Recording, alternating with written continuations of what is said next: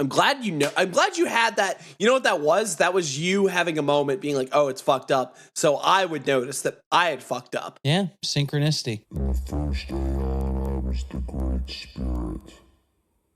In the second aeon, men knew me as the Horned God, Pangenitor, Panphage. In the third aeon, I was the Dark One, the Devil.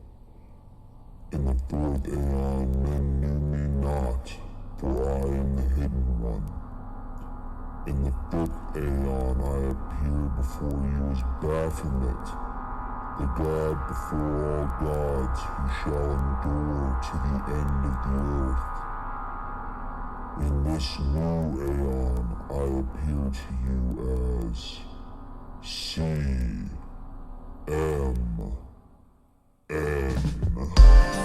Imagine that there is a brilliant white light just above.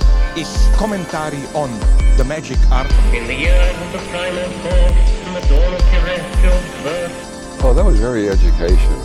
Now magic will take place. Don't be fooled by what I just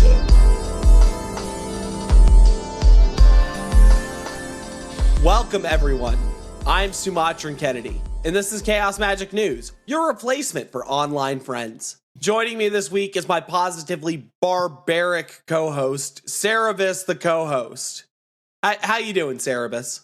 Cerebus is doing well. Cerebus is in an ongoing comic strip after his main series ended like 50 years ago. So we don't devolve into a Dave Sims conversation. On this week's episode, we're going to talk about the DKMU. Yeah, that's right. The Donkey Kong Monkey Unit. Yeah. He's the leader of the bunch. You know him well. He's finally back to kick some tail.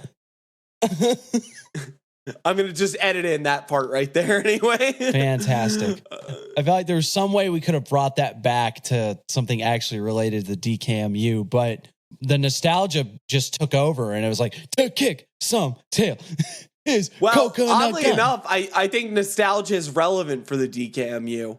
Not to discredit anyone that's still working in the DKMU and the interesting things they're doing, but the DKMU really is. It's like the IoT. It's a thing from another era in a lot of ways. Well, from what I've seen, it's still going pretty strong. It's far from defunct, and I mean they've even got a whole new wheel of the god forms that they're working on. So, you know, they're doing stuff. They're not quite maybe this is just me, but one, being kind of one of the first, for lack of a better word, orders that really evolved out of America. They're very interesting. But also something about their whole mystique going from this sort of internet fringe anarchist sensibility, assault on reality type stuff.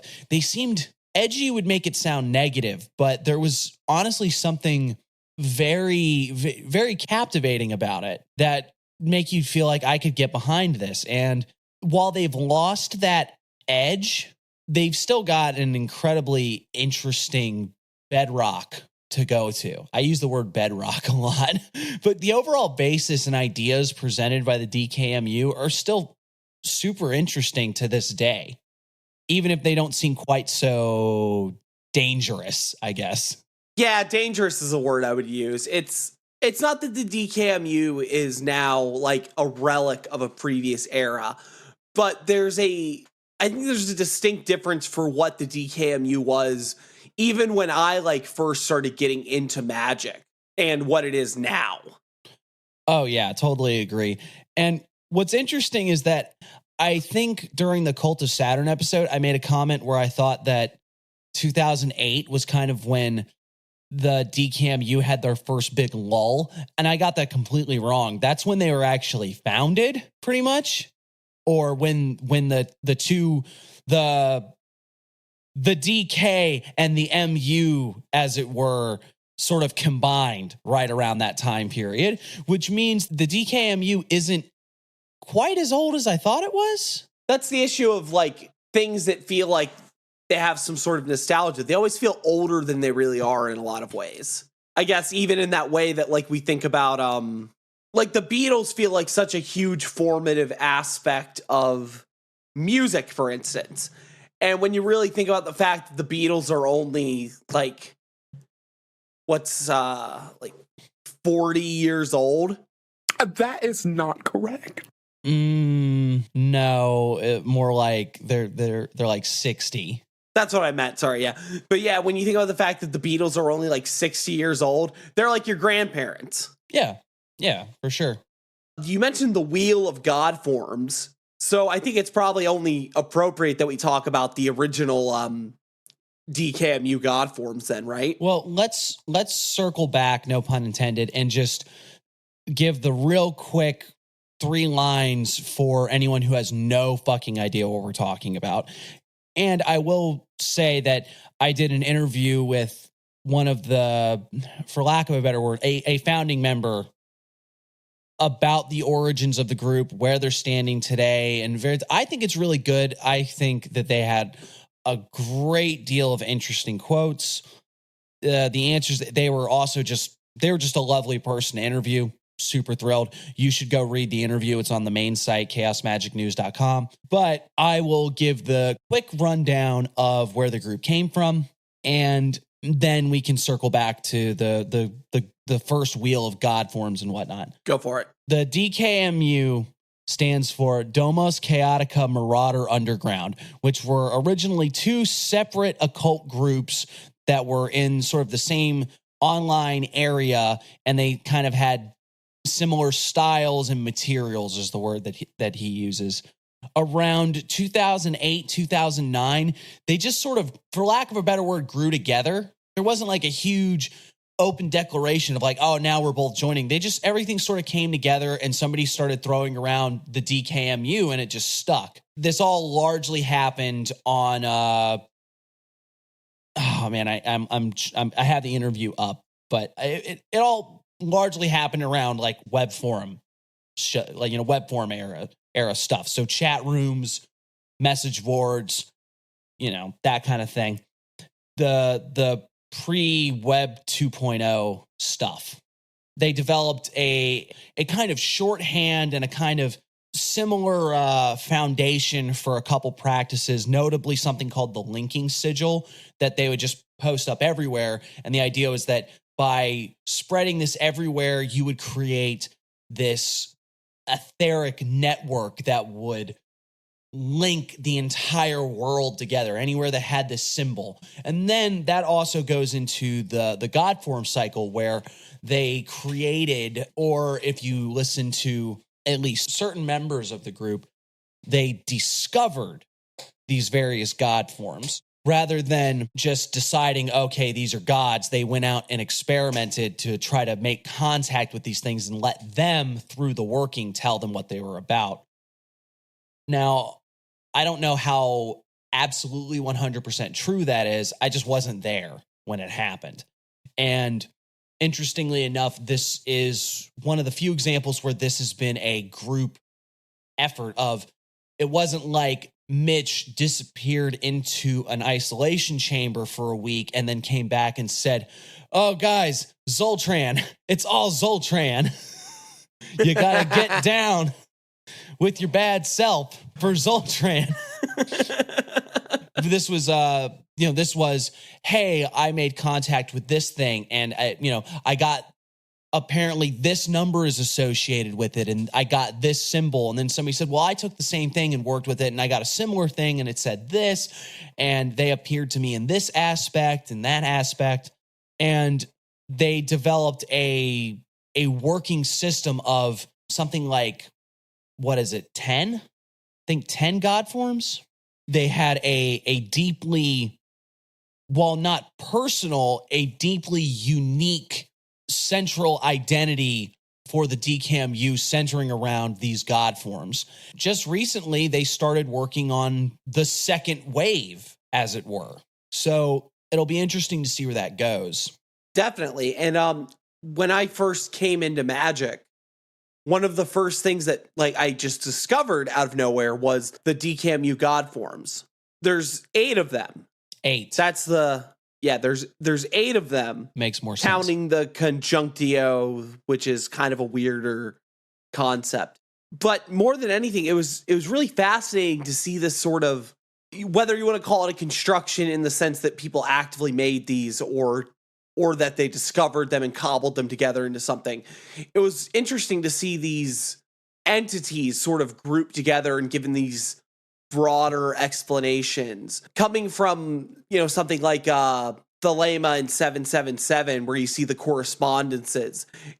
It's fascinating to look at the DKMU god forms because they don't exactly hold the same level of typical kind of correspondences you see in the Western esoteric tradition, for instance. In what way? Well, like, the only way I could really get into that is to get into the god forms themselves, right? Right. Well, like, let's look at the attributes that are given to Ellis in the pamphlet that everyone's fucking seen that explains the god forms. They connect them to different archetypes like Eris and Coyote and Arachne, and they discuss the functions of the linking sigil for Ellis. There's similar ideas to other facets of the occult that are kind of just given a lot more of a generalization on the one hand and a sort of swap around on the other. The interconnection of the Elysian web is probably something we would very much compare to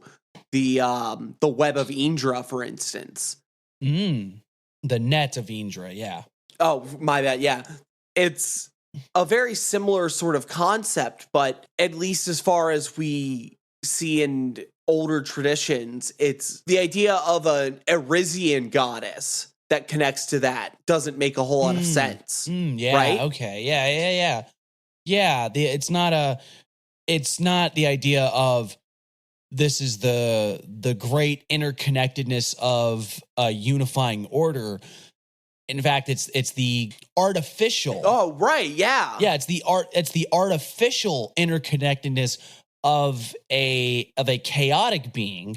And that goes back to the DKMU's entire MO of assaulting on consensus reality. It's the idea that the brick and mortar, in quotes, that we all hold up as this is what the real world is one, it's fucked. But 2, it's under attack from these. It's being undermined by these sorts of practices. Yeah, and as opposed to the idea. reified by them. Yeah. You're not even. It's not even the idea of redeeming or re-enchanting. It's the idea of tearing it down. Yeah, and I think that's that's why I look at the DKMU as the sort of progenitors of occultism online. If the internet age has a magical order, it's the DKMU. Wow, now that's a seal of approval if I've ever heard one. That's one heck of an endorsement. Well, I don't know if it's a good thing, but it's definitely accurate is what I'm getting at. Yeah. I guess you know what? Okay, here's the negative end of it, I suppose.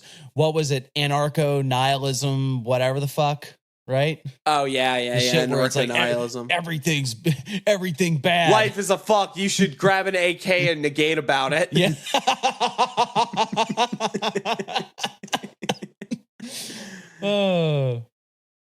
Bobby just sits on that damn internet box all the time, negating. It's because you're always negating on that damn phone. But the DKMU, I think, is it's a lot of what people strive for in the online occult world now.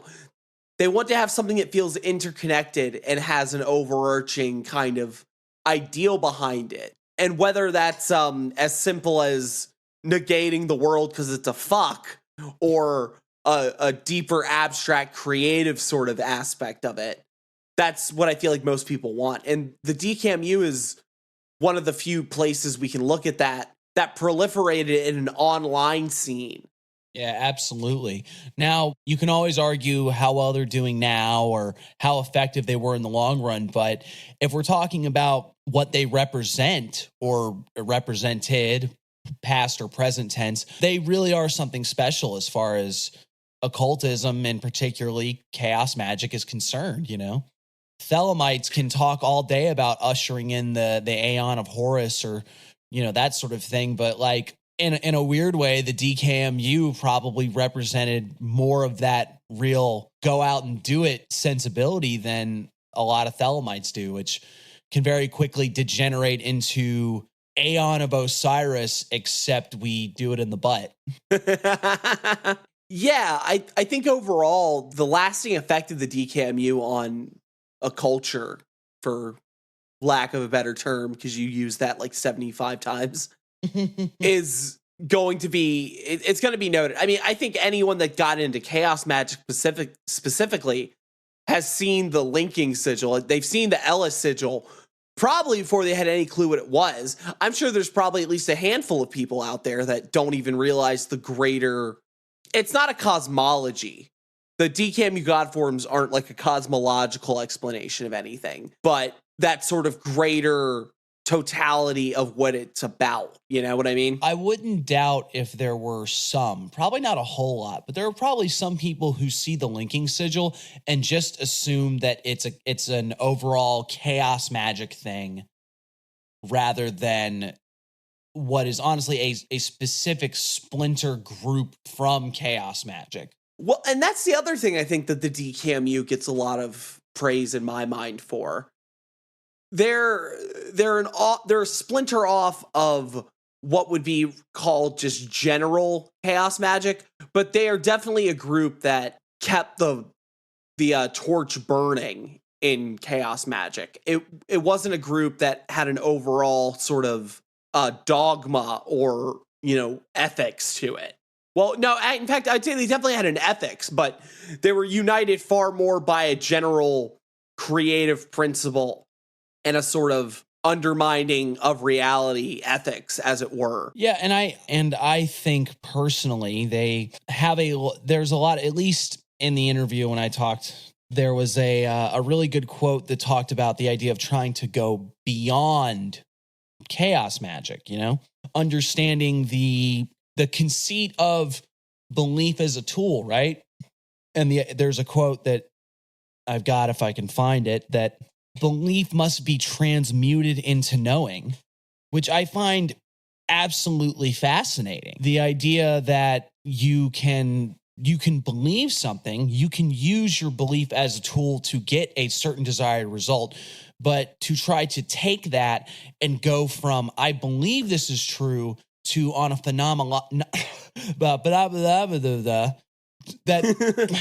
on an experiential level, mispronouncing words. Yeah, but on an experiential level or a phenomenological level, that this thing that I'm doing has gone from I believe this to I understand that this is how this works. And maybe not on the type of knowing that says, oh, I found capital T truth, but knowing, just example, like if we're talking energy model, you can act as if the energy model is accurate. But there are some people that I'm sure have had experiences that say there's too much going on in my experience for me to say that there isn't some sort of magical energetic model that there has to be something like prana going or etherics that has a reality to them, rather than what my answer would be if you talk to me about it, where it's like, well, when I act as if there is some sort of energy that I can tap into, I get results that would seem to indicate that is accurate. Well, first there's the mountain, and then there isn't a mountain, and then there's a mountain again. Yeah. Yeah. It's the sort of working within a paradigm to the point that the reality of the paradigm sets in, as apart from the arbitrariness of being able to use any paradigm as a tool. Yeah. I think that goes back to the Gordon White quote about how people don't tend to stay in chaos magic. Because what most of us are doing when we do chaos magic is operating almost in a open to all possibilities kind of model.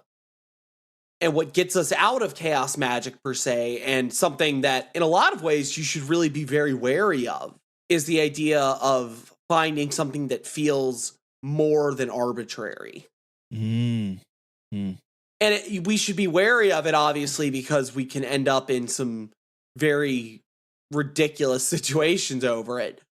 But I think that there is something to be found in the occult that transcends the idea of arbitrary belief, as opposed to it's not the same as like becoming a Christian or reverting to Islam, but there's very much something that we can find when we do chaos magic that seems to transcend the ideas of simply accepting that if I can work hard enough at believing something, I can get a result in some sort of way.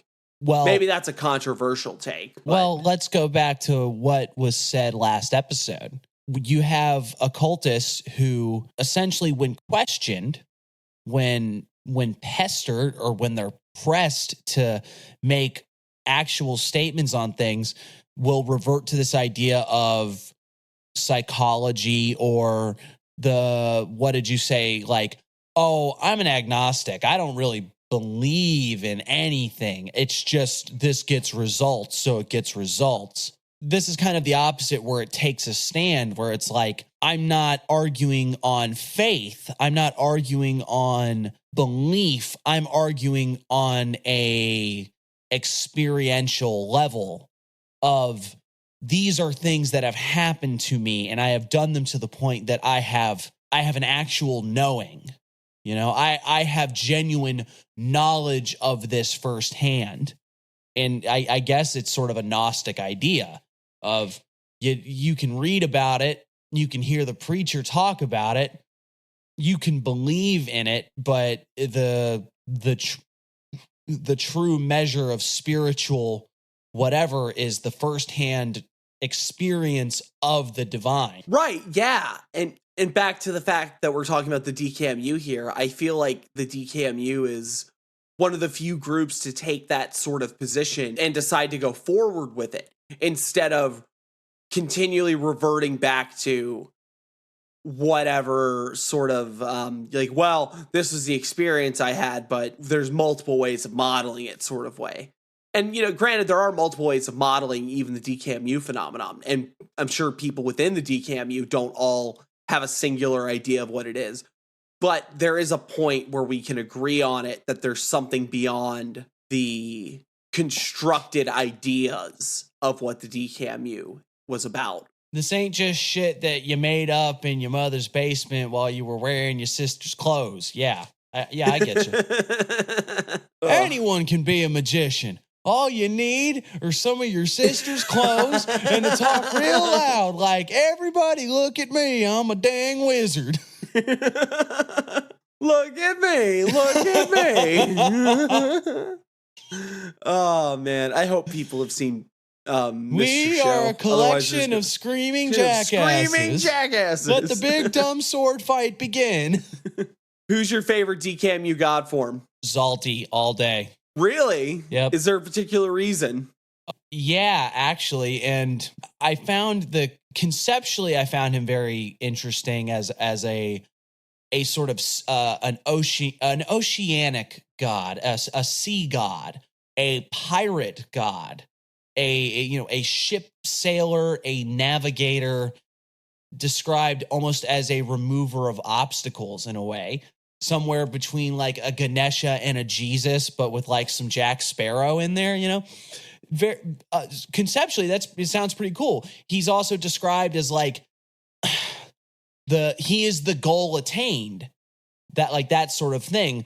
And I think that's a god you can get down with. That's a god you can party with, have a beer with him, or a thing, a bottle of rum, yo ho ho. Although I also had a very bad experience where I tried to call him up and do something, and then like something really bad happened to me.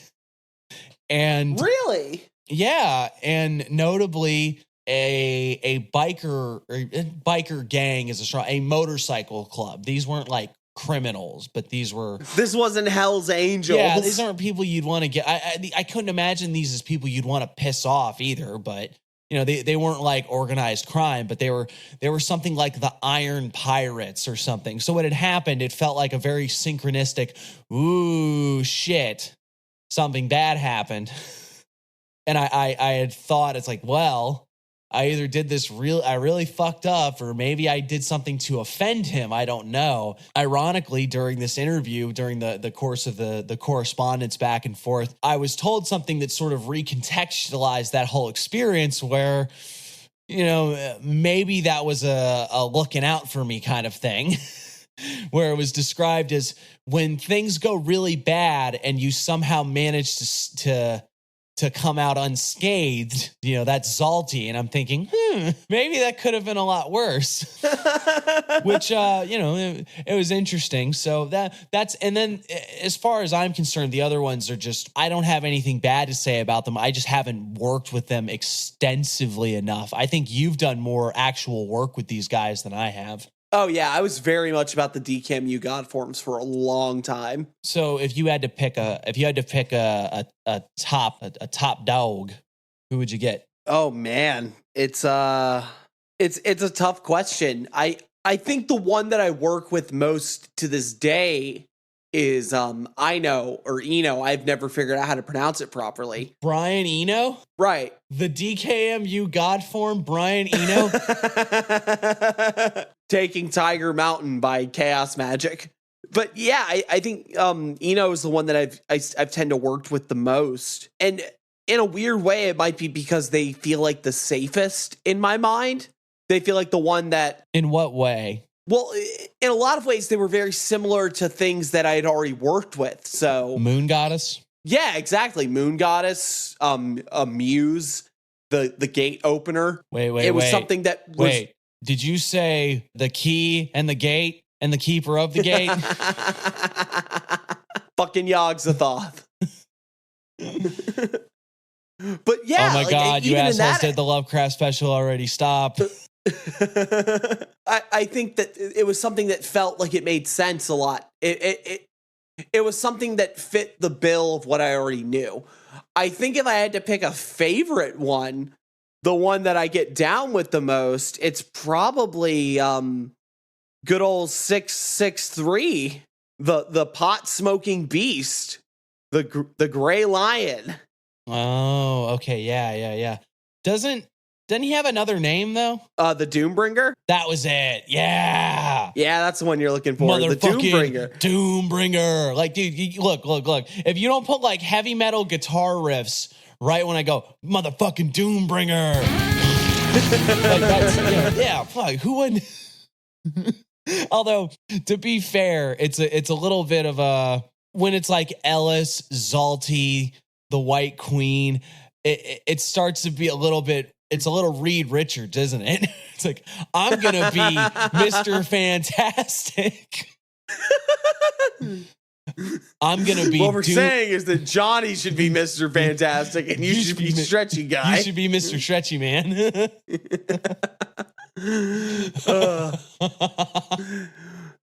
I'm going to be Doombringer. I'm going to be Doombringer 5 Dicks. Yeah, but if I had to pick one that I felt I got the most out of, that would be the one. Okay. And maybe it's just because it's the romance and the mystique of the shamanic death and the beast out in the wild for me. Sounds very that's the one of Osiris. Dork. Ooh, death and rebirth. Who cares? Grow up. Literally. Aeon of the child. Aeon of the preteen that doesn't want to do his homework. Doombringer wouldn't make me eat my vegetables. What does that even mean? like a teenager getting mad at his Abrahamic God for... Oh my God. Okay. Holy fuck. Krishna.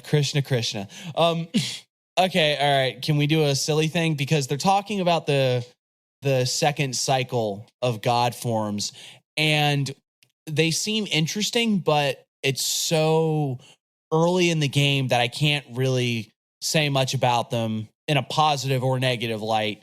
it's just it's a work in progress. It needs field testing, as I was told. So, but who's your draft pick? If you had to come up with who's your nomination for the second wheel right now? Can't think about it. It has to flow from your inner Horseman. Horseman. Yeah, he's got a horse head. He really likes jazz. He's a deity over improvisation and misdirection. To invoke him, you have to eat some hay and nail a horseshoe to the top of your doorway.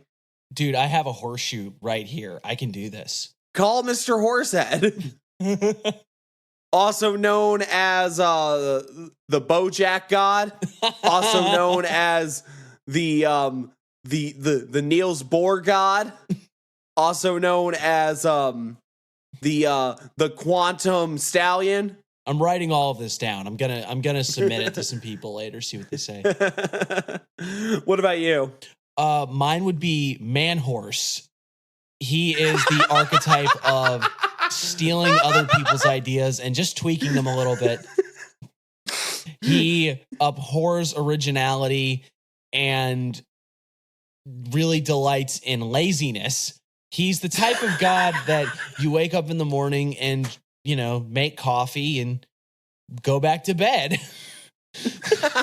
You've had a busy day, What it'd be really cool? What if we played video games in our sweatpants? Just for how long? Till we fall asleep on the couch.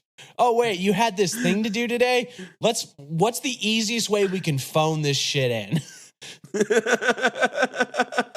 Just tell them Ableton crashed. His number is shit, I'm pretty sure I sent it to you already. New phone, who dis? And he's also known as the co-host. That's my submission for you. That's free of charge. DKMU will be posting the sigils to both of these guys on the website. Oh man, they're gonna go bananas for this one. I still think that coming up with the Donkey Kong monkey unit and just calling it that for like a month whenever it came up in conversation is probably my greatest joke I've ever concocted, and no one but me and you think it's funny. Don't worry, we'll put a meme up when the next episode comes up, and they'll have to love it. We'll make them love it. Well, fuck you, Jude. Love me, white boy. What? Why? What? I don't know. I'm gonna edit that out. Don't worry. Jackie, you punk ass white boy. He did not edit it out. Okay. So I need a water. 1 second. All right. This is gonna be a brisk episode. So with that out of the way, I guess we're going on to the most beloved segment of Chaos Magic News. What's in the news? Huh? What's in the news? What is in the news indeed? Well, I'm not going to lie to you folks. We have some interesting headlines this week, if I can find them. Can we talk about the Mexican prime minister? Oh, let's start with that. Yeah. Well, first of all, enemy of friend of the show, Critical Charlie, made a video about this. So I got it before he did. So y'all best recognize, I don't know what I'm going on about, but the point being that, not prime, I don't know why the fuck I said prime minister. God damn it, stupid American. Mexico's president posted a photo on his social media account claiming to have a photo of like a wood nymph, spirit, elf type creature. I don't know what the proper name for it is, but it's a little dude, little goofy guy. It's a little guy, little buddy. Little buddy. Now, I do have the tweet. It says, and it's Google Translate. So, sorry. I share 2 photos of our supervision of the Mayan train works. One taken by an engineer 3 days ago, apparently from an Alux. Another by Diego Prieto of a splendid pre-Hispanic sculpture in Ekbalam. Everything is mystical. An Aluxe or an Alux, I guess is what the creature is called. But it's like an elf. It's like a type of the little people of Mayan legend, I suppose. So, like one of those things, a goblin, a gnome, that type of deal. It's just very interesting. Because this is the equivalent of if Biden posted a photo that said, guys, we were out there by the pipeline and check it out. It's a leprechaun. It's pretty wild. It's pretty buck wild. We found a Keebler elf out here. I mean, everything's God's plan. My buddy Corn Pop and I were out leprechaun hunting. And the hairs on my legs. It used what they call a hex on me. And my leg hairs grew 3 sizes that day. I don't know. Yeah, it's fucking crazy. Sadly, the problem is that I did a little bit of I was able to do 3 minutes of research. Thank God. That's a lot for us. Yeah, for us. Whoo, shit. Could write an essay on it. But the fact is, he posted that saying it was from 3 days ago. That photo is at least 3 years old from other things. And everybody's sort of claiming the same thing where it's like, ooh, that's a spooky critter. And then I think the explanation was like it was a wet blanket thrown into a tree. Which is exactly what they want you to think, listener. They said it was a Chinese balloon, too. That's the interesting thing about seeing the state admit to spooky stuff, whether it's UFOs or little goofy spiritual guys. I mean, I'm a little goofy spiritual guy and the government refuses to acknowledge me. There's just a certain level of like, what is this really about to it? Like even with the Mexican president here, like what was he really trying to accomplish with that? Everything is mystical. You heard him. He's just having a splendiferous time. He just took too many edibles is what it was. I think maybe... Oh, God damn it. Hold on. All right, I'm sorry about that, listeners. There was the government said it was a wet cloth in a tree, but my dog disagreed.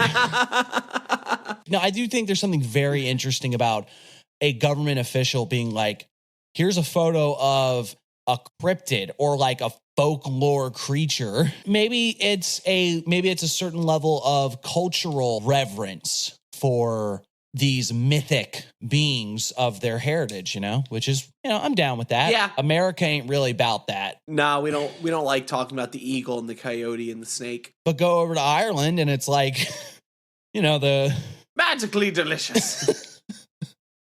They're like, no, we can't build the highway right through these standing stones. The fucking gentry's going to kick the shit out of us. You mentioned the Chinese balloon, so I'll give a quick thing on this article. The Chinese balloon saga could be part of a new space race closer to Earth. Back in March 2018, Chinese officials and key state scientists gathered in Beijing to celebrate the start of a new front in research, near space. So they're just trying to tell you that the balloon and all the other UFOs are just the Chinese being like, oh, we're going to be like not quite in space, but we'll be in space. Everything is not quite in space. Fuck you mean near space? I'm kicking the shit out of exploration in near space. I'm right here. Boy, we out here.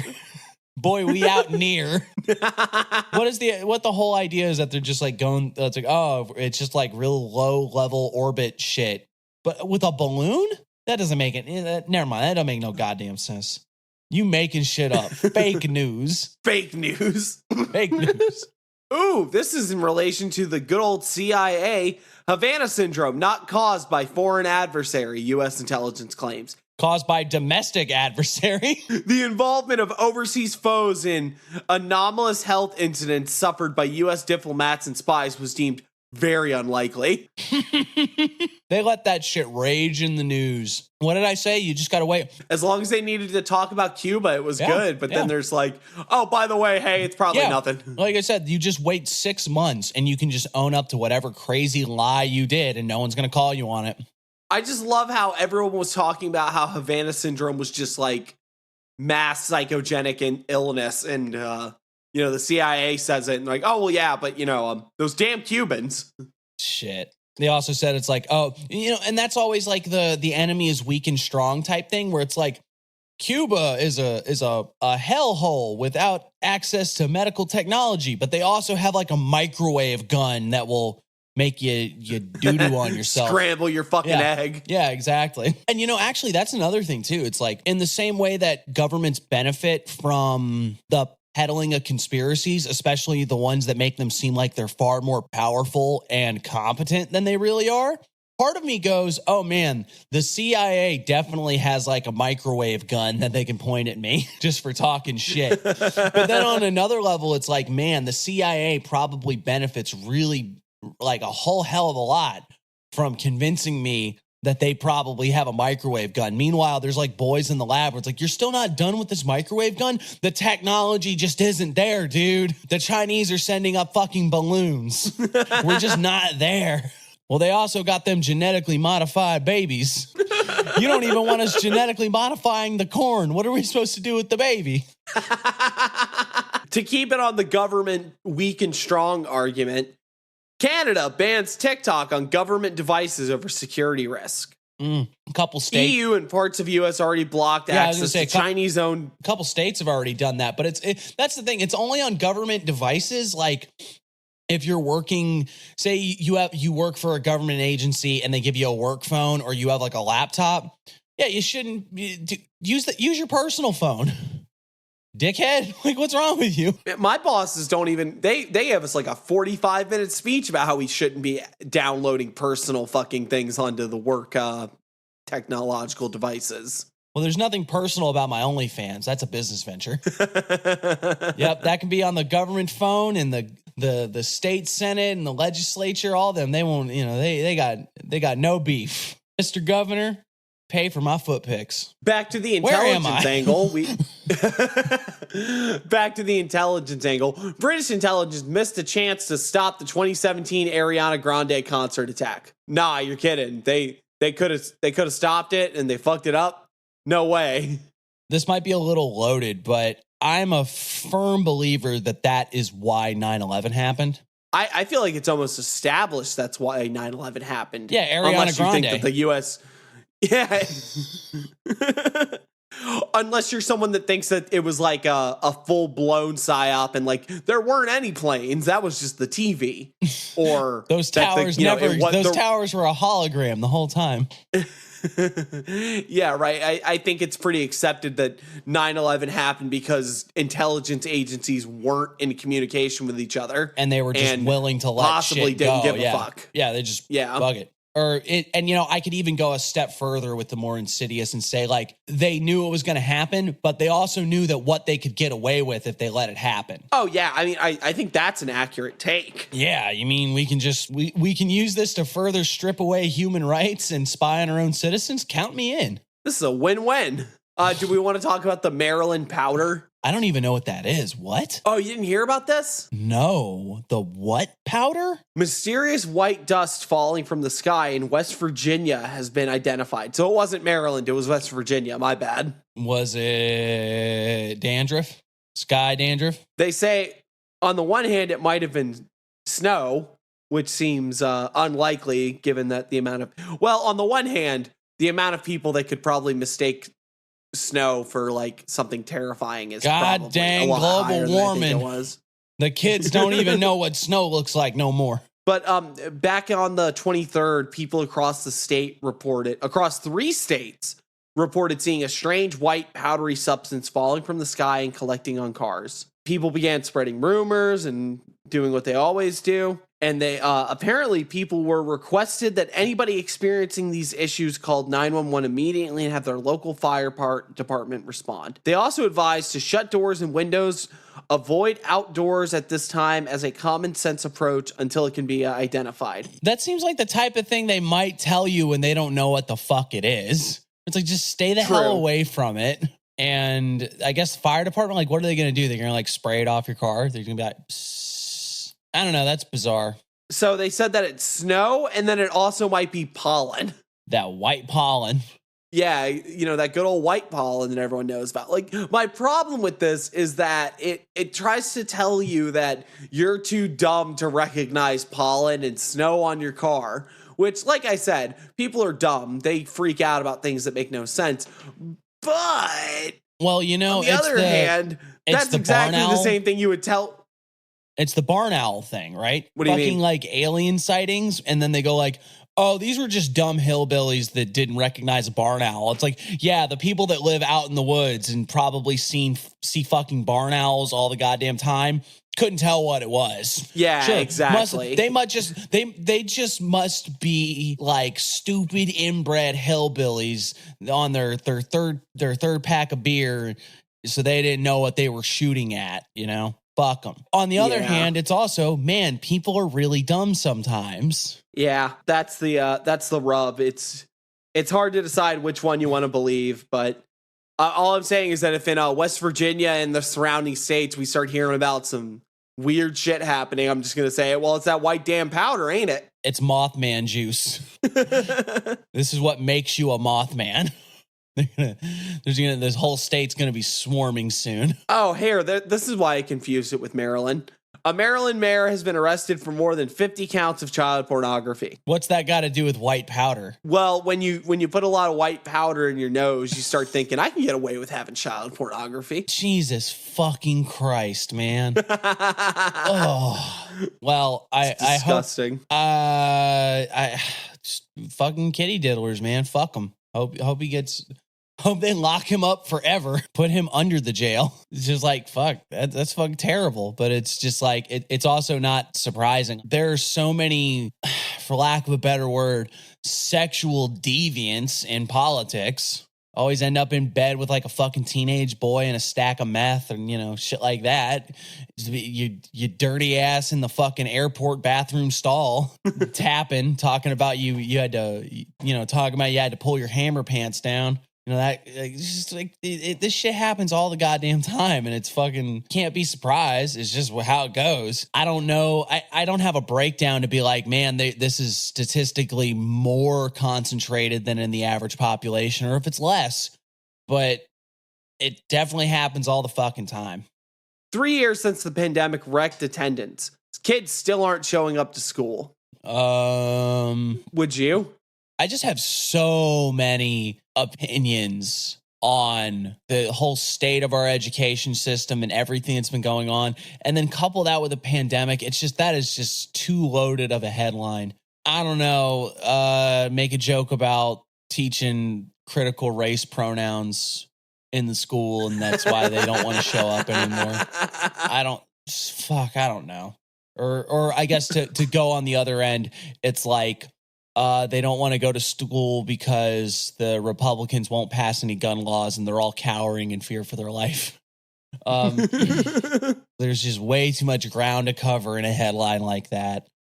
But I'm not surprised that, as we've seen, COVID is going to have long-term implications in so many facets of the world. A bunch of Walmarts aren't even 24/7 anymore, which really sucks, because how am I supposed to buy a patio furniture at 3 a.m. anymore? Oh, did you hear about the Walmart shutting down in Portland? Oh, I did. And nothing of value was lost.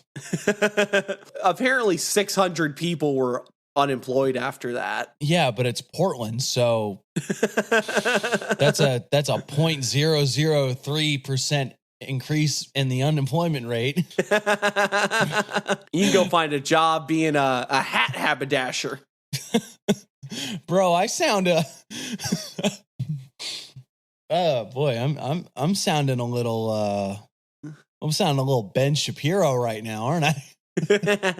I'm not even meaning to like really take shots at Portland or anything. It's just sort of like, I find it hard to believe that the implication that they started shutting down all that shit because like Portland is some sort of fucking some sort like of fucking war zone. Fucking Yeah, like I just find that hard to believe. But I do, but you know, who knows? Maybe. I haven't been to Portland ever, so who knows? West Coast be wildin' sometimes. Did you hear about the two intelligence agencies in the US coming out that they think that COVID was a lab leak? Yeah, I did see that. And that's one of those things that I was already on the fence about when this whole thing started. I didn't think that COVID was a weaponized attack because it's like, man, if this was meant to cause like widespread deaths and be used as a biological weapon, they did a really shitty job. But the idea that this got possibly made in a lab somewhere and then it got out because people didn't wash their hands, that's what got us in trouble in the first place. Or, you know, I don't know, whatever. So it's like, yeah, that's like, I don't know how much stock I put in that because even what I saw is like the people saying like, hey, it might be a lab leak. They were saying like, we don't have a high level of confidence in this, but we do recognize that it is a possibility, which is a step from where it started, where it was like, this is definitely not from a lab ever. This came from a bat soup. Yeah, I mean, I don't know. I don't think it really changes much at this point because if it was a lab leak, it was clearly negligence on someone's part as opposed to like, oh, we're gonna release this out into the populace to get you to take the vaccines. Then again, it goes back to what I said. The Bill Clinton's microchip in you. Then again, it's what we said earlier. Like, you just wait long enough and you can just own up to it and say, oh yeah, that was our bad. And then you suffer no consequences. So who knows? Maybe 6 months from now, that Wuhan lab is going to be like, yep, Jim didn't wash his fucking hand. Jim was picking his nose in the lab again and got himself infected. And we blamed it on the poor bats. We're sorry, bats. Let's see. Leaked audio reveals U.S. rail workers were told to skip inspections as Ohio crash prompts scrutiny to industry. I mean, what did we fucking say already? Like, yep. Want me to repeat all that? Don't fucking do. Just go listen to the episode that we had last week. They don't give a fuck. They don't give a shit. The people that work there get treated like shit. There's no standards. The infrastructure's crumbling. They had to keep the trains moving on time. And it blew up in their face. We're just in complete callback mode this week because the headline I got now is some states want to bring back child labor instead of giving adult workers better pay. I had a conversation with my father last week about him believing that the age of the union was over and that they weren't needed anymore.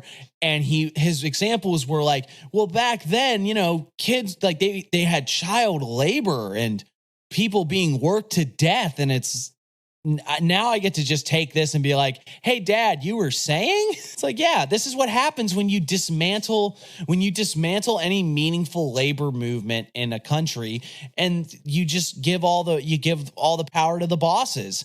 Yeah, give us your child. Let us work them. Why? Because no one wants to work. Why does no one want to work? Because we've made the entire system so untenable that people would rather do anything they can to avoid working for our horrible William Blake's satanic mills, as it were. I don't want to. I have no desire to work in the satanic mill. Do you? No, I'm good. I don't need to meal no Satans. But you know, it's just is what it is, man. It's like those who don't learn from the past are doomed to repeat it. So, but I'm confident that overall people are not going to go on with we should bring back child labor. Although then again, people aren't taking their kids to school, so maybe they're gonna be cool with it. It's like, yeah, go work in the meat packing plant. Tell Upton I said hi. Well, Japan has decided they have a solution for this. Is it robots? Japanese companies sued for modern slavery. God fucking damn it, no. Ecuador has indicted 3 Furukawa executives for human trafficking for the purpose of labor exploitation. So we're right back to it. We're at the point now that we're just going to other countries and just grabbing motherfuckers, being like, guess what? You work for me now. Arguably, we never really left that, but well, I mean, yeah, no, we're just watching the same problems repeat themselves over and over and over again, and then they're like, at least it's not communism. Well, I've got one more headline that I sent you where it is Governor DeSantis really thinks that if you're going to talk shit about him, you should have to register with the state. Oh yeah. That is the future we're looking at, where it's always the party that claims they want government out of your way and out of your life that wants you to do things like not be able to talk bad about them. Yeah, like register. You're a blogger. You better register. You better register your fucking blog before you ever talk shit. I mean, this is the guy that like arrested that woman who was doing actual research into the COVID statistics and how Florida as a whole state was fucking lying about them. And, you know, all that stuff. This is a genuine monster. And the idea that anybody thinks that this guy should be president is fucking scary. This guy's which is why he'll be president. Yeah, we'll have President DeSantis in, you know, a year. It's going to be bad news bears. It's but yeah, it's he's an unapologetic, and I don't even want to blow this out of proportion, but like, cause it's like, oh, you just read the headline. It's like, no, there's no way you can put a good face on this unless you really just think that no one should be allowed to criticize the politician that you like. Yeah. What reason do they have to do this other than knowing who is talking shit? Yeah. They just want to be able to come after people who criticize them. It's what every politician really wants, because as I've said in the last episode, all of these people are demons, and the people that generally the people that are trying to do good in the world out of a genuine love and compassion for humanity get murdered by these demons. So it's what every politician wants is to be able to control who is and isn't allowed to talk about them, so that they can control criticism and force the discussion to take the shape that they want. And it's going to go largely unchallenged because the state of Florida has a supermajority that just lets their governor do whatever the fuck he wants. It's disgusting. Yeah, it's disgusting. And I think that the only solution is, well, I don't know if it's the only solution, but it's something that you can try. It's just everybody everywhere just keep talking shit about DeSantis, and just when he that's the whole point. Is it's like he literally, if the answer is, oh, if you're in the state of Florida, you can't talk about him, then that just means we all got to pick up the slack for your Florida brethren. Do it for Florida. Retweet. Here's our parrot headline for the week. The maker of Funko Pop's collectibles plans to toss more than $30 million worth of its inventory after realizing it has more of its Funko Pop figurines than it can afford to hold on to. Oh, yeah. Yeah, this is the other one I sent you. I saw that headline, and literally the only reason I even thought about it is because it's basically like, oh, like the ET Atari cartridge. There's gonna be a landfill like 5 decades from now that's gonna get dug up, and they're gonna find all these Funko Pops just buried in the ground. It's gonna be so great. I think Funko Pops are ugly as shit. There's maybe like 2 or 3 that have a decent enough design. Most of them just look like the same beady-eyed freakazoid with like, they're just ugly as shit. I don't know why people like them so much, and I'm really, really glad, because they feel like I don't know how to describe it. They're that perfect example of like tacky fad, cheap plasticky nonsense and pop culture that just seem like they're the devil. So I'm glad Funko this Pop's is got a happening. bad aura.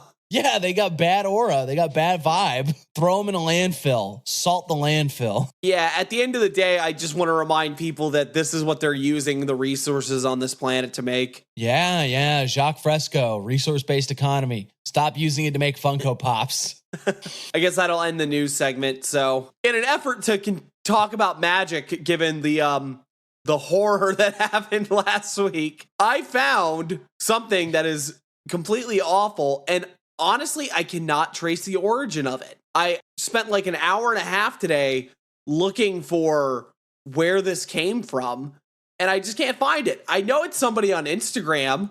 So, Instagram followers, if you happen to know who the hell this person is and why they wrote this, let me know. But what we have is a nice little weird occult manifesto from some random fucking psycho on the internet. And we're going to drag the hell out of it because it doesn't make any kind of goddamn sense. Is it worse than anarcho-nihilism, though? I don't know.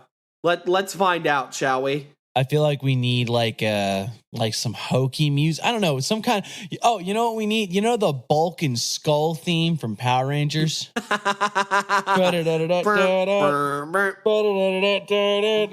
Yeah, have that play as we're like, all right, yeah, it's time for the yuck yuck hour where we just drag somebody's stupid, weird manifesto that, oh, and dear listeners, if anybody knows where this came from, please get in touch because this guy might have just like scrawled it into the side of a bathroom and then somebody wrote it down. Who knows? This is called the Draconian methodology. And Draconian is one of those things that gets thrown around in the occult spheres a lot. So that doesn't help at all because this could be any number of people claiming to be the Draconians. The word Draconian comes from Draco, right? Like he was a Roman, right? Am I just fucking insane? Am I stupid? Do I have the brain damage? Because I always hear people talking about Draconian, and they're talking like it means dragons. Draconian comes from Draco. He was a legal scribe in ancient Greece. Greece? Oh man. Okay, so I do have brain damage, but like I'm only 10 degrees. Why do people think it means dragon? Because I see that a lot for some reason. I guess because Draco and dragon kind of have some sort of connection. I don't know. I really don't know what the connection is. I could look up the etymology, but I'm not going to. Oh, okay. Draco is a constellation, and it's Latin for dragon. Okay.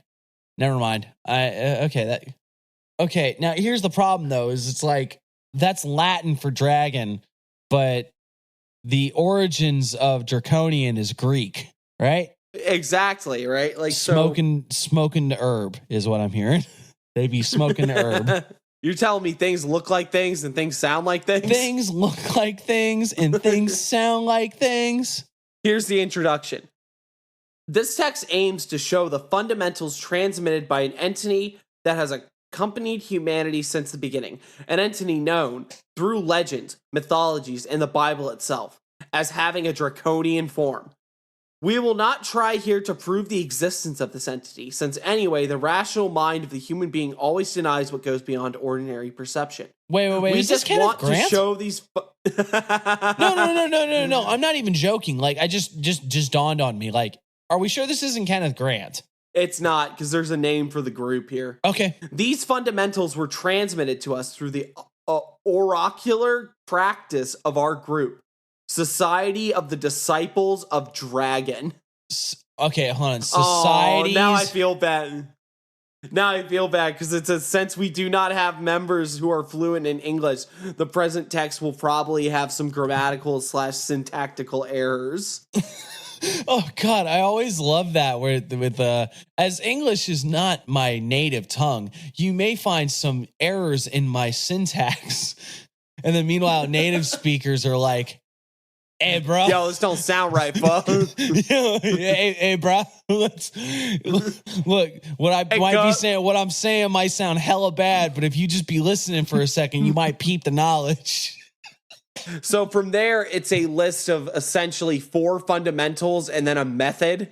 First fundamental, the layup. Just do 100 of those a day. It's a dribble, dog. What are you talking about? I heard reading is fundamental, actually, when I was in school. They told me that. There's not even a joke there. It's just like a That's what I learned. Didn't make me any better at basketball, so. All right, fundamental number 1 is the human being is an enslaved species. This is much worse than it sounds. The Japanese, accurate. The Japanese know all about that, huh? Human beings are not enslaved through mere external oppression, as American natives and Africans were enslaved by Europeans, but it is an inner enslavement. So there you go, folks. Like, what is this woke nonsense? Oh my God. It means that this entity confirms what Carlos Castaneda told us. The human mind is just a foreign installation. With the mind, human beings controls itself and organizes itself as its master commands. It's not about believing it. It's about proving it in practice. We can see how human thoughts are always in conflict with human feelings. In fact, human beings spend their whole life trying to reconcile their thoughts with their feelings.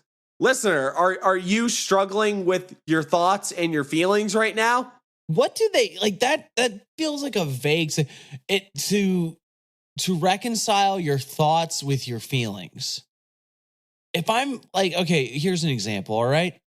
If I'm in traffic, right, and some asshole cuts me off, and I'm like, yo, this fucking asshole cut me off. This guy's a fucking dick. I'm angry about it. It seems like my thoughts and my feelings are in unison, right? What do they mean? It's like, I guess the idea of like there's conflict between sometimes the logical part of your brain versus the emotional part. Look, even my rational and then my rational part of my brain can duke it out sometimes. I always liked the Peter Carroll colonial being idea where it's like, yeah, there's like multiple me's duking it out in here it's like they all have good reasons for wanting what they want. They just happen to want different things. I don't know if I'd necessarily throw that up as like a thinky versus feely thing, though. It's like that just doesn't. Yeah, it doesn't seem to make a whole lot of sense to me. You know, and it's going like the human mind is a foreign installation where it's like, ooh, brain bad? Oh, yeah, that's exactly what they're saying. Brain bad. According to this entity, only the destruction of our thoughts, together with the reconnection with our instincts, can bring us deeper inner harmony. The deep inner harmony opens the door to some superhuman possibilities. So it's telling you to just like act on instinct. Don't think.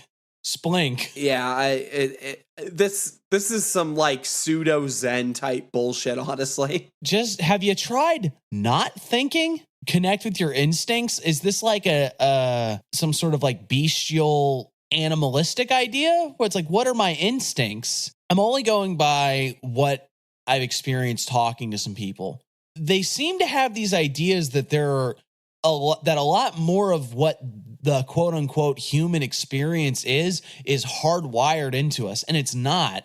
Large portions of what you think is natural human behavior only comes about through socialization. You don't believe me? Look at feral children. That's my favorite thing against like all these sorts of arguments is like, because we have actual documented instances of feral children and they're fucking animals. Yeah, they're not only they're animals, but they're like malnourished, like sickly, even cases of like and that's the one counterpoint would be that like, oh, well, a lot of feral children aren't just like left to the wolves. They're like abused and shit. But it's like even when there's cases of like when orphans don't get socialized the way that they should, or they don't get the affection that they should, it's like they're sickly, they're weak. They don't develop properly. It seems like the thing that makes a human is other humans. I would say that. And that's why that's another reason why I argue against like collective unconscious archetypes sort of thing too. It's like,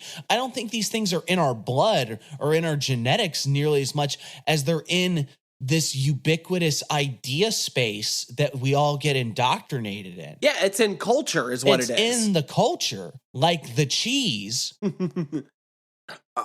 All right, fundamental number 2 is freedom is not what human beings think. The true path of freedom is something the human mind will despise. Whenever the human mind desires something, it will no longer be this path. The path is not the path of the purposes and desires of the human mind. So when you follow the path of freedom, you will hate it. you'll think you are actually being enslaved by an evil entity. This is precisely what the cowardly traditions of magic teach. Follow the entities only within the boundaries of our tradition, or you will be enslaved.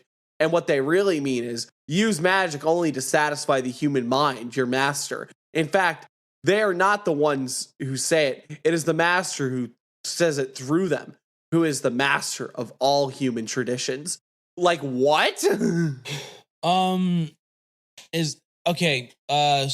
the Hunchback, right? Right. Yeah, enslave yourself to be free, I guess. No, but that's different. There's an ideal that you're getting beyond your simple human ego into something greater. Yeah. Whereas this seems to be like I don't even know what they're really getting at here. It's like the idea that you're going to hate every moment. The idea that all these other traditions are just trying to like be egoic sorts of things, and it just doesn't make any sense to me. I suppose, like, for instance, you could take Buddhism and say that, all Buddhism is really about is like the desire to get outside of suffering. So anything you're doing here is just a placation of the human desire. But that doesn't, it feels like a really hair-splitting kind of bullshit argument. That's some Alan Watts you're desiring not to desire. Yeah, exactly. And I don't know if that's necessarily, sometimes I you know what, I'll say it, just to diverge real quick. I think it's very trendy at this point to dog out Alan Watts. Like, he makes good points a lot, actually. You just have to not be hung up on everything he said as like the authority of traditional Buddhism, or traditional spirituality in any sense, I guess. But anyway, back to this. What I'm hearing is that the path to freedom is through following the will of this draconian entity and not listening to your brain, because your brain is just going to want you to use magic to get whatever you want, to satisfy whatever the ego structure wants, which is like fine. But what it sounds like is that you're externalizing something akin to true will or enlightenment and putting it on this entity, the entity. Dun dun. It's not necessarily an ontotheological sort of thing, but it's taking the idea of a transcendental sort of transpersonal experience and agency that did you say trans person through the world. It's taking this idea of like some sort There's of legislation transcendental against this. Oh my God. We need this to has talk been about banned that. in YouTube, or not YouTube. Shit. Tennessee. Utah. That's what I meant to say. Utah, YouTube. What's the difference? All I do is use it to watch Mormons act wild.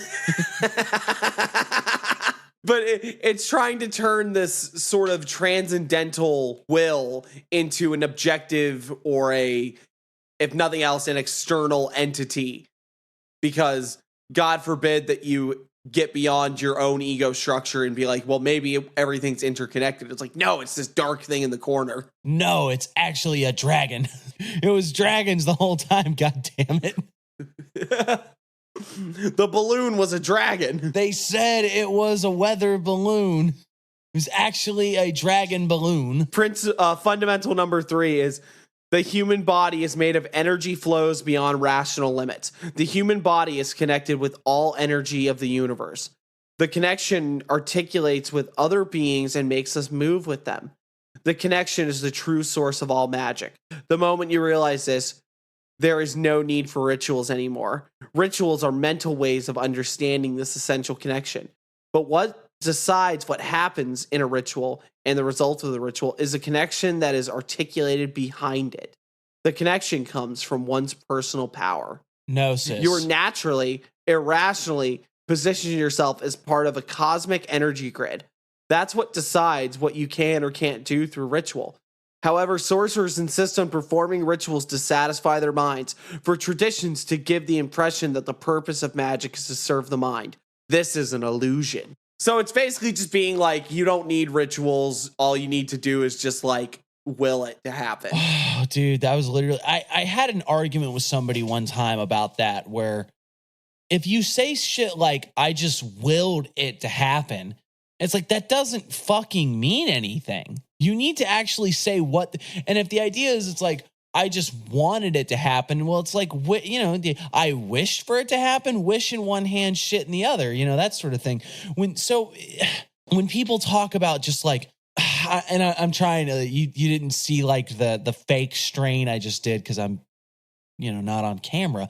But the point is like, when people are just like, well, I don't get where this idea comes from. Not that I'm saying that like, oh, if you don't wave a wand around, that doesn't count. At least with the concept of gnosis, right? As far as chaos magic, or classical chaos magic, at least, there is some level where you can point at where it's like, okay, this happens, or this will takes root by subverting the conscious mind and having it slip past my conscious awareness into the subconscious, or the idea of by suppressing my everyday simple consciousness that reaches out from, or rather reaches past my conscious mind into chaos. My Kia moves through me into chaos. At least there's something to be said of like, that's like, and how do you do that? Well, you suppress the mind. And I think that is what this is getting at. Like, I do. But the idea that rituals are wrong or egoic or flawed because they have like a mental basis or whatever, for one, I'd argue that it's like, a lot of times rituals are effective because they're so physical that your brain gets taken out of it. That's how they function. I think this really gets into the idea of what is and isn't a ritual, though. Yeah, that's which is something that's been deconstructed a lot. But it's like, even if you sit there and think really hard that I want a pony, I want a pony, I want a pony, and you get a pony, that's a ritual in effect. And that's the thing, is that I don't think that that's what it's suggesting either. Or if it is, it's stupid as hell. Because that's what I'm talking about when people talk about willing it, where it's like, it can't, when you're saying, oh, I just willed it, that means that it can't be you just thought about it, or you just wanted it, or this sort of thing. It's like somehow you had to tap into whatever this source is, this wellspring, and then just do it in a way that can't be properly articulated because we don't have the words for it, which is cool if we're talking about what Carol referred to as high magic, or the idea that the magician requires no symbol system besides reality itself. It's one of those things when people tell me that, I don't really believe them, because most of the time they're not intelligent enough to even talk about these kinds of things. They just say like, I will it. And then they act real snotty when you talk about like actual rituals and techniques to suppress the mind, where they're just like, well, and that's my problem with this, is they try to explain. Well, I'm just saying, it's like they look at you like you just like, it's like you're trying to talk to them about the backstroke, and they're like, you can't walk across the water, and it's like, you can't either, asshole. Like, what do you mean? Yeah, like, and the problem that I really get from this is that they try to articulate it into like an energy model of some kind. Oh yeah, that's another thing. It's like, you just put yourself in the energy grid. It's like, that means nothing. Those are definitely words, but that doesn't mean anything. That's just a bunch of fucking, that's a model without any resemblance to reality. And anything you could tell me that would like make that work would be telling me a ritual of some kind, even if it's a super simplified one. Yeah. It's almost like you can't have it both ways. You can't say that there's like an omnipresent energy field that you're tapped into, and then be like, oh, you don't have to do anything. It just does it. Or it's like, no, you have to do something. Unless, of course, the idea is that through the suppression of all thought, then you just do it. That it's like the Tao, I guess, It's like we act without doing and everything gets done. But why do you need a dragon? My real problem with this comes from the fourth fundamental, which is only oracles can help. Human freedom depends on energetic reconnection with external forces. This reconnection needs to be done through a hard process of oracular communication. The true functions of oracles is to cross the barriers of the human mind. But human beings use oracles just to satisfy certain traditional prejudices. We would like to explain the correct way to use oracles so that we can create a true connection with allied entities, whose one of the most famous forms among humans is the dragon, or Quetzalcoatl, the plumed serpent. So after all of that, they're basically just going to tell you, like, here's the proper way to do the thing that we told you about. So it's not a ritual, because we didn't say it was a ritual. Instead, listen to our fortune tellers. Our psychic friends are standing by. What the fuck? I mean, it's just, I mean, whatever. If you're telling me that the only way forward is through the means of the magical and the spiritual, then yeah, sure. I don't agree with you, but like, I'm not laughing at you. It's just funny when, like you said, they dog out the idea of ritual, and they're like, well, what's the answer? Ritual. Somebody telling you, somebody hooking up with and then also the incident of the connection of the human energetic blah blah blah with external forces, once again externalizing the thing. It just seems odd to me. They say the answer, and you know what, this really does sound like some Kenneth Grant, where it's like you gotta connect with the alien intelligences, and that's how you're going to get to your true will or whatever. It's just, I don't know. It's a little odd to me. Would you like to hear the method? Is it sitting on the bed with my pecker? The method, the right way to use oracles. You should only ask practical questions. Allied entities have no interest in satisfying your craving for truth. This craving, in their eyes, is a weakness. They will not satisfy that craving because they would make us even weaker in that way. Therefore, never use oracles to ask for things of truth. They will make fun of you. The allied entities want us to be strong enough to handle the uncertainty of the universe. The universe is predatory by nature. That's why we should not have a rigid way of existing. The more rigid we are, the more vulnerable we are. The craving for truth is a form of rigidity. So, all right, there you go, folks. Don't ask for any sort of truth from any of your oracles, or the spirits and the dragon will laugh at you and tell you you're a normie. I don't necessarily disagree with the idea of the search for capital T truth very often leads you down a path that doesn't really have any satisfying conclusion. The ability to live with uncertainty is just the thing you got to deal with. But also the implication of like only ask practical questions, where it's like, what the hell's a practical question? What's a practical question without truth? I.e., like, should I be asking the dragon, like, hey, should I get PF Chang's for dinner? I mean, I guess that's pretty damn practical. What stock should I trade? Or should I make an investment into here or something like that? Or should I buy this car? These are practical, but like, to get anything useful out of it, they have to give you factual information, right? That would be truth, right?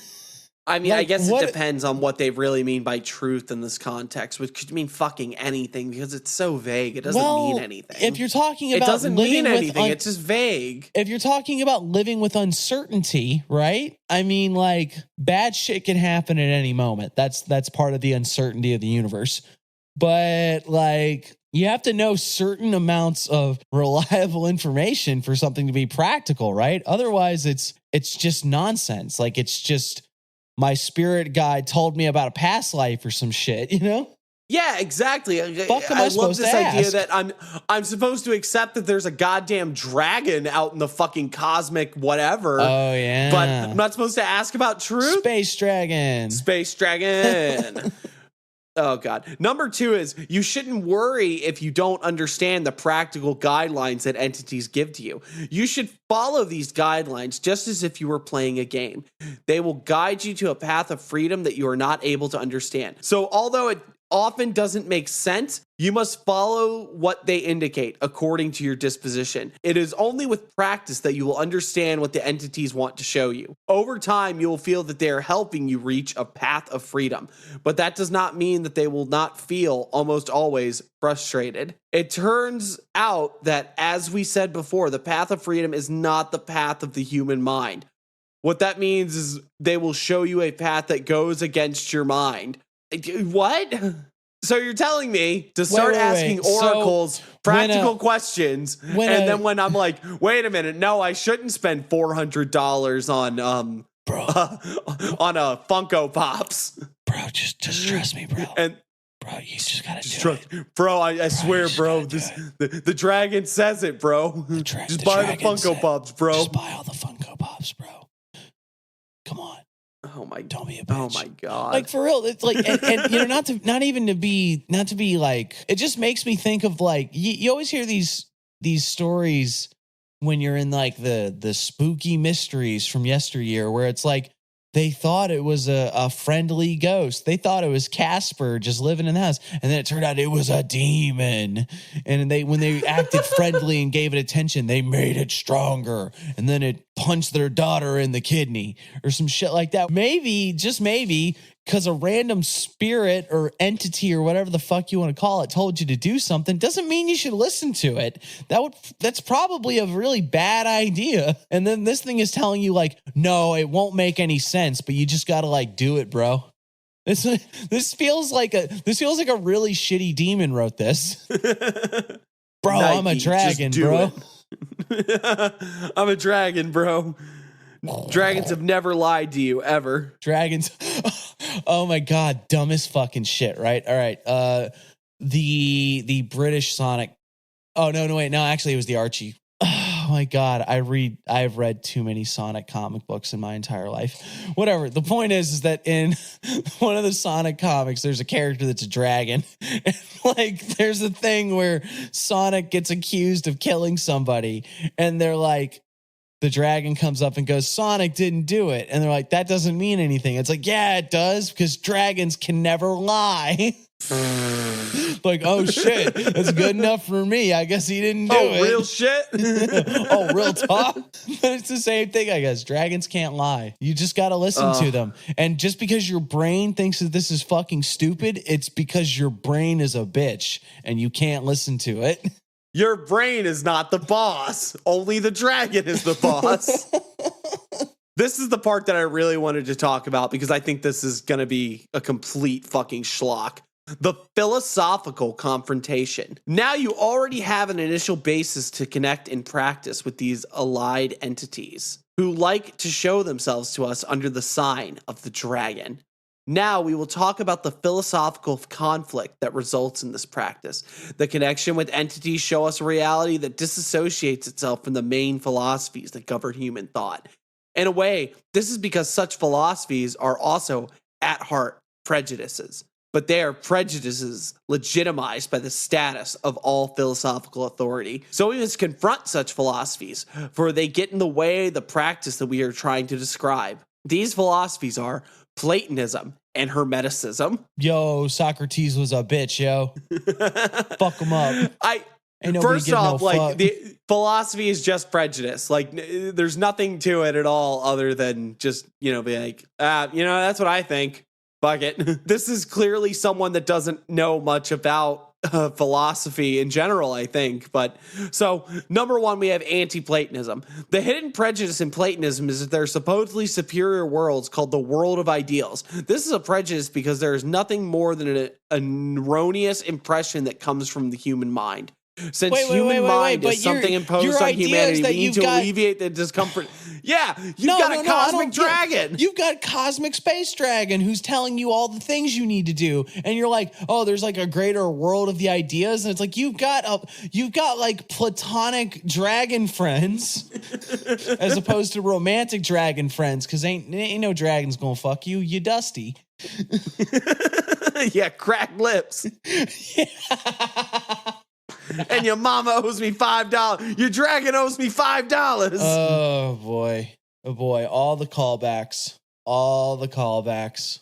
I don't know. The world of ideas is an job. idea that comes from the world of ideas is an idea that comes from the redundancy of the human mind, which is to say that it's an idea based on nothing, just the need for the mind to impose its authority on us. There you go, folks. Like, anytime you took a philosophy class and they try to get you to read Plato, just look at your professor and say, this is based on nothing. Everybody hates the mind so much, apparently. And then it's like, when your ass has to do math, you're going to be really mad. Oh, shit, I got rid of my mind. Now I'm never going to know how to hang this fucking shelf properly. Oh, God, the Hermeticism part's even better. Hermeticism is stupid, so... Hermeticism is not entirely wrong. You're right, because Hermeticism is not entirely wrong. Its laws are true. The problem with Hermeticism is thinking that the entire universe is governed by its laws, which, of course, is a prejudice. Another idea based on nothing. What's the point of having laws if they don't work on everything? Stupid. That's not a law. A lot of what Hermeticism's true, but it's also stupid. Oh my God. Anti-traditionalism. Since human traditions are governed by Platonism and Hermeticism, by following the dragon, you'll be taken away from them. Okay, wait a minute. You're telling me that all of human tradition is based on Platonism and Hermeticism?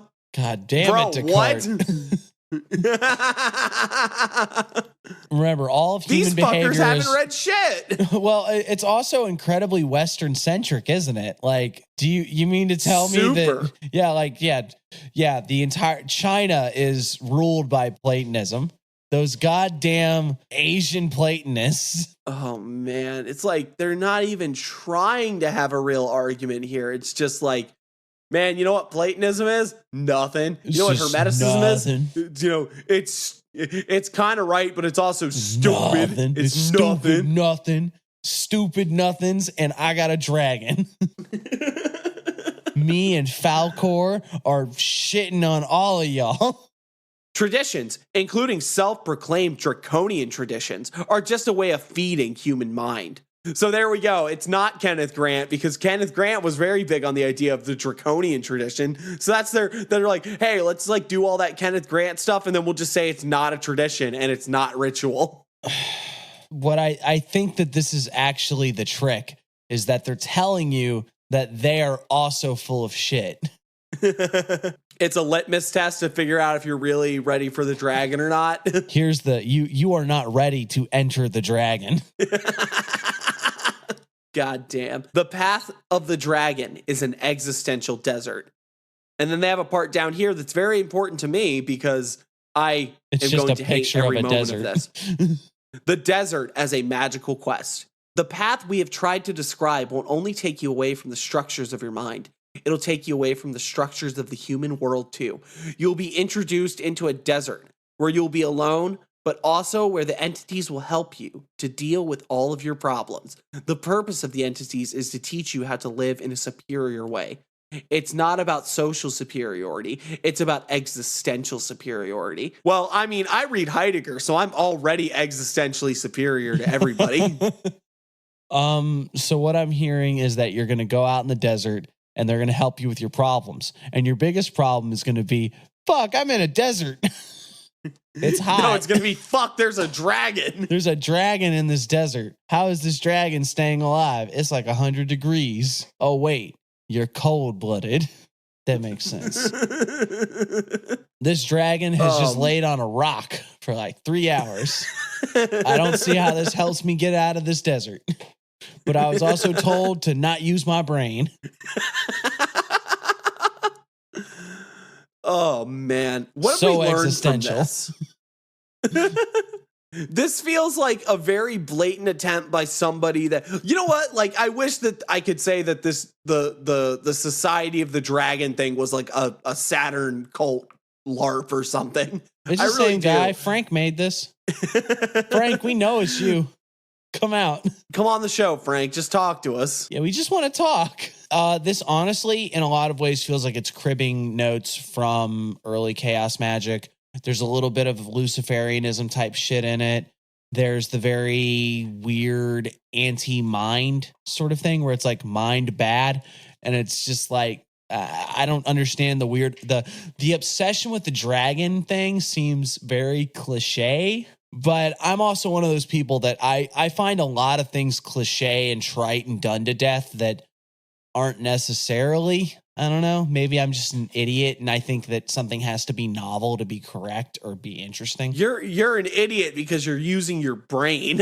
You're right. I don't necessarily get why you're talking about the universe being like an interconnected energetic structure, but also there's dragons and you got to like link up with the dragons and be buddies with them. And it's like most people would do like one or the other, where it's like, yeah, there's like weird external entities that you need to connect with. There's alien intelligences you need to make contact with, or it's like everything is this weird interconnected structure that you just sort of have to tap into and realize your own omnipresence.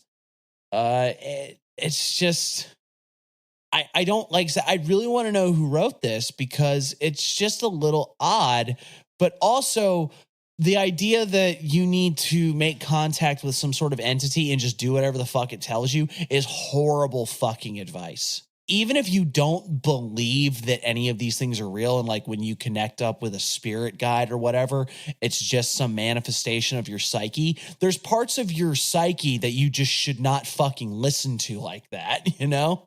I mean, yeah, like even down to the Freudian thing of like, you know, there's the ego, the super ego, and the id, and you probably shouldn't just like listen to your id all the fucking time. Well, there's also the ultra ego, which is like a super ego, but better. Because it's got a dragon. I think the anarcho-nihilism comparison that you brought up earlier is pretty apt, because I feel like this as a philosophy and as an idea is just incoherent. It doesn't actually make a whole lot of sense if you really look at it. It's just sort of against certain things and then doesn't really give you any other stance on it other than like, go listen to the dragon. Listen to the dragon. Yeah, I don't know. If any of our listeners are members or know anyone in the Society of the Disciples of the Dragon, tell them to hit us up because we got lots of questions about this Drek. Yeah, this is shit. I do enjoy taking people's bad ideas and just sort of like spewing about them for a minute. But like, this is Drek. This is bad. And it's different than like, oh, I disagree with it. Like, I can at least point to one thing in here that is actually incredibly bad advice if you're an occultist of any kind of ilk. That's really bad advice. Like someone who would genuinely tell that to you does not have your best interest at heart, or they're so maliciously stupid, I guess, as to be dangerous. For no other reason that if you start having some kind of voice or presence tell you to do shit and you just do it without thinking about it, you're gonna do something fucking boneheaded that's gonna get you fucked up. Yeah, like this isn't your holy guardian angel like putting you on the path forward. This isn't even like your fucking spirit guide or your ancestor showing up to you. This is just like there's an entity that's allied with human forces, and I promise you it's a good dude. He's a dragon. He's very spiky and scaly. Do what he says, please. Do what he says and don't question. If you question it, it's because of your brain, and your brain can't be trusted. Terrible advice. You gotta get rid of that cop in your head. Yeah. That's basically all I have to say about it. I thought the anti-Hermeticism and anti-Platonism part of it were really funny because it's just like, you know what? You know what these things are based on? Bitch, nothing. Nothing. You know what my ideas about the dragon are based on? Nothing. All right, I guess we're on to the palate cleanser. How goes the work? I've got one goal in mind for the next week, right? I don't want to talk about it right now, but when the next episode comes around, I will actually try to give a detailed explanation of what happened and how it went down. Dope. Are you going to talk to the dragon? You know what? I was just thinking about like, man, you know what this incredibly annoying situation needs? A dragon. But no, we'll see how it goes. Me not thinking at all. Yeah, absolutely. What about you? How are things going on your end? Are you still needing to call the Ghostbusters or what? Nah, things seem to be all right for the moment. I think I don't know if it's actually gone, but it's contained for the moment at least. So that's fine. I redid my altar space, and I kind of have like 2 separate altars set up in my area at this point, which is pretty cool. That's something I wanted to do for a while, is kind of have different spaces dedicated to different kind of work. So I'm glad I did that. Other than that, I've just been dealing with my normal practice. I'm not doing the Enochian stuff anymore. Not because of like, oh no, I got burned on the Enochian, but just like I got what I needed out of it, and I'm kind of moving forward because I too am willing to just talk to entities and be like, yeah, I'll do what you say. Sure. I'm not going to think about it at all. Enochian angels. No, but I got what I needed out of that, and I'm just sort of doing my root practices, just meditation and banishings and stuff, and really looking towards what I'm really trying to accomplish in the rest of the year. That's kind of what I'm at. All right. It's a simple, but it's a lot of times the work is not just finding the next grandiose thing to attach yourself to. It's just working through and thinking about your goals and what you're trying to accomplish on this world. And sometimes it's just petty acts of revenge. You wanted to fuck around, and now you must find out with a dragon. With a dragon. All right. And with that, this has been Chaos Magic News. Just say it. I know you're going to say it. What? I mean, what? The only podcast that is completely made by not thinking and taking orders from a dragon. There we go. That's what I was looking for. As always, if you too want to find people you disagree with and mock them relentlessly, you can find us at chaosmagicnews.com. We're also on Facebook, Instagram, and Twitter at Chaos Magic News. On the main site, you'll find articles, links to the pod, interviews, and more. Am I leaving anything out? No, I think you got it. Cool. That's pretty much everything you could ever possibly want from us. So with that, Cerebus, I feel like I should have brought that up more. That's such a good one. Yeah. But Cerebus, would you like the last word? Cerebus am trapped in a 4-panel hell. Is that a good enough joke for your Cerebus That's a reference? great joke. That is a great joke. Fantastic. All right. In that case, thanks everyone for listening. We will see you next time. All right. Bye-bye.